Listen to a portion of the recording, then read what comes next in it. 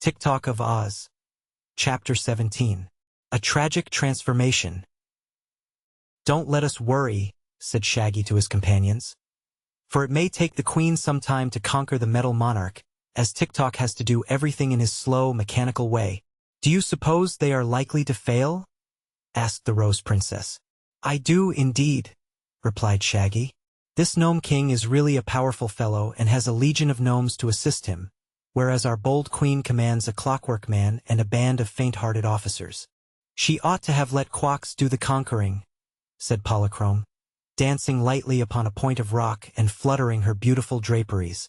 "But perhaps the dragon was wise to let her go first, for when she fails to conquer Ragito, she may become more modest in her ambitions." "Where is the dragon now?" inquired Ozga. "Up there on the rocks," replied Files. "Look, my dear. You may see him from here. He said he would take a little nap while we were mixing up with Ragito, and he added that after we had gotten into trouble, he would wake up and conquer the Gnome King in a jiffy, as his master the Jean has ordered him to do." "Quox means well," said Shaggy, "but I do not think we shall need his services, for just as soon as I am satisfied that Queen and her army have failed to conquer Ragito, I shall enter the caverns and show the king my love magnet, that he cannot resist. Therefore the conquest will be made with ease." This speech of Shaggy Man's was overheard by the long-eared hearer, who was at that moment standing by Ragito's side. For when the king and Guff had recovered from Hank's kick and had picked themselves up, their first act was to turn Tik Tok on his back and put a heavy diamond on top of him, so that he could not get up again. Then they carefully put his gun in a corner of the cavern, and the king sent Guff to fetch the long-eared hearer. The hearer was still angry at Ragito for breaking his ear, but he acknowledged the Gnome King to be his master, and was ready to obey his commands. Therefore he repeated Shaggy's speech to the king, who at once realized that his kingdom was in grave danger. For Ragito knew of the love magnet and its powers, and was horrified at the thought that Shaggy might show him the magic talisman and turn all the hatred in his heart into love. Ragito was proud of his hatred and abhorred love of any sort. "Really," said he, "I'd rather be conquered and lose my wealth and my kingdom than gaze at that awful love magnet. What can I do to prevent the Shaggy Man from taking it out of his pocket?" Calico returned to the cavern in time to overhear this question, and being a loyal gnome and eager to serve his king, he answered by saying, "If we can manage to bind the Shaggy Man's arms tight to his body, he could not get the love magnet out of his pocket." "True!" cried the king in delight at this easy solution of the problem. "Get at once a dozen gnomes with ropes, and place them in the passage where they can seize and bind Shaggy as soon as he enters."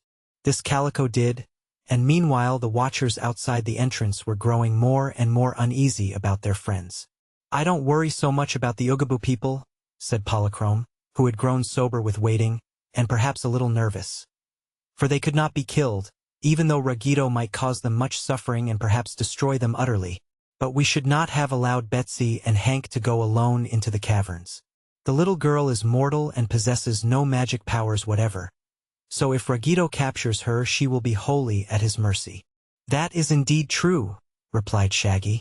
"I wouldn't like to have anything happen to dear little Betsy, so I believe I'll go in right away and put an end to all this worry." "We may as well go with you," asserted Files, "for by means of the love magnet you can soon bring the Gnome King to reason." So it was decided to wait no longer. Shaggy walked through the entrance first, and after him came the others. They had no thought of danger to themselves, and Shaggy, who was going along with his hands thrust into his pockets, was much surprised when a rope shot out from the darkness and twined around his body, pinning down his arms so securely that he could not even withdraw his hands from the pockets. Then appeared several grinning gnomes, who speedily tied knots in the ropes and then led the prisoner along the passage to the cavern. No attention was paid to the others, but Files and the princess followed on after Shaggy, determined not to desert their friend and hoping that an opportunity might arise to rescue him. As for Polychrome, as soon as she saw that trouble had overtaken Shaggy, she turned and ran lightly back through the passage and out of the entrance. Then she easily leaped from rock to rock until she paused beside the great dragon, who lay fast asleep. "Wake up, Quox!" she cried. "It is time for you to act." But Quox did not wake up. He lay as one in a trance, absolutely motionless, with his enormous eyes tight closed. The eyelids had big silver scales on them, like all the rest of his body. Polychrome might have thought Quox was dead, had she not known that dragons do not die easily, or had she not observed his huge body swelling as he breathed. She picked up a piece of rock and pounded against his eyelids with it, saying, "Wake up, Quox, wake up." But he would not waken. "Dear me, how unfortunate," sighed the lovely Rainbow's daughter. "I wonder what is the best and surest way to waken a dragon. All our friends may be captured and destroyed while this great beast lies asleep." She walked around Quox 2 or 3 times, trying to discover some tender place on his body where a thump or a punch might be felt. But he lay extended along the rocks with his chin flat upon the ground and his legs drawn underneath his body, and all that one could see was his thick sky-blue skin, thicker than that of a rhinoceros, and his silver scales. Then, despairing at last of wakening the beast, and worried over the fate of her friends, Polychrome again ran down to the entrance and hurried along the passage into the Gnome King's cavern. Here she found Ruggedo lolling in his throne and smoking a long pipe. Beside him stood General Guff and Calico, and ranged before the king were the Rose Princess. Files and the Shaggy Man Tik Tok still lay upon the floor, weighted down by the big diamond. Ruggedo was now in a more contented frame of mind. One by one he had met the invaders and easily captured them. The dreaded love magnet was indeed in Shaggy's pocket, only a few feet away from the king, but Shaggy was powerless to show it, and unless Ruggedo's eyes beheld the talisman it could not affect him. As for Betsy Bobbin and her mule, he believed Calico had placed them in the slimy cave, while Anne and her officers he thought safely imprisoned in the pit. Ruggedo had no fear of Files or Ozga, but to be on the safe side he had ordered golden handcuffs placed upon their wrists. These did not cause them any great annoyance but prevented them from making an attack, had they been inclined to do so. The Gnome King, thinking himself wholly master of the situation, was laughing and jeering at his prisoners when Polychrome, exquisitely beautiful and dancing like a ray of light, entered the cavern. "Oh ho!" cried the king. "A rainbow underground, eh?" And then he stared hard at Polychrome, and still harder, and then he sat up and pulled the wrinkles out of his robe and arranged his whiskers. "On my word," said he, "you are a very captivating creature. Moreover, I perceive you are a fairy." "I am Polychrome, the Rainbow's daughter," she said proudly. "Well," replied Ruggedo, "I like you. The others I hate. I hate everybody but you. Wouldn't you like to live always in this beautiful cavern, Polychrome? See, the jewels that stud the walls have every tint and color of your rainbow, and they are not so elusive. I'll have fresh dewdrops gathered for your feasting every day, and you shall be queen of all my gnomes and pull Calico's nose whenever you like." "No, thank you," laughed Polychrome. "My home is in the sky, and I'm only on a visit to this solid, sordid earth. But tell me, Ruggedo, why my friends have been wound with cords and bound with chains." "They threatened me," answered Ruggedo. "The fools did not know how powerful I am. Then, since they are now helpless, why not release them and send them back to the earth's surface? Because I hate em and mean to make em suffer for their invasion. But I'll make a bargain with you, sweet Polly. Remain here and live with me, and I'll set all these people free. You shall be my daughter or my wife or my aunt or grandmother, whichever you like. Only stay here to brighten my gloomy kingdom and make me happy." Polychrome looked at him wonderingly. Then she turned to Shaggy and asked, "Are you sure he hasn't seen the love magnet?" "I'm positive," answered Shaggy. "But you seem to be something of a love magnet yourself, Polychrome."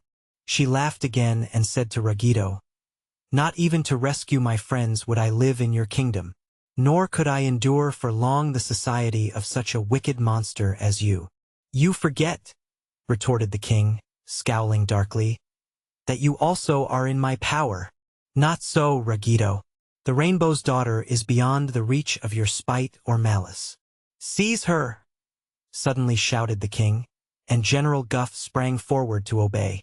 Polychrome stood quite still, yet when Guff attempted to clutch her his hands met in air, and now the Rainbow's daughter was in another part of the room, as smiling and composed as before. Several times Guff endeavored to capture her, and Ruggedo even came down from his throne to assist his general, but never could they lay hands upon the lovely Sky Fairy, who flitted here and there with the swiftness of light and constantly defied them with her merry laughter as she evaded their efforts.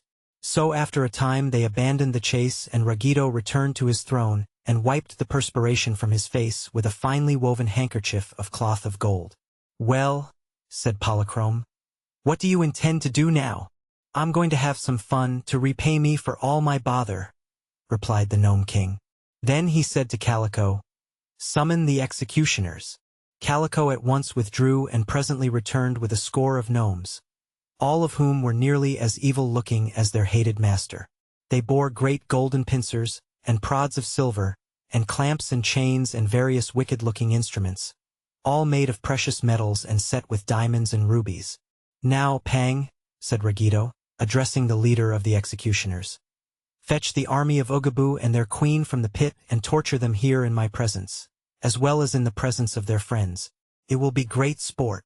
"I hear your majesty and I obey your majesty," answered Pang, and went with his gnomes into the passage. In a few minutes he returned and bowed to Ruggido. "They're all gone," said he. "Gone!" exclaimed the Gnome King. "Gone where?" "They left no address, your majesty. But they are not in the pit." "Picks and puddles!" roared the king. "Who took the cover off?" "No one," said Pang.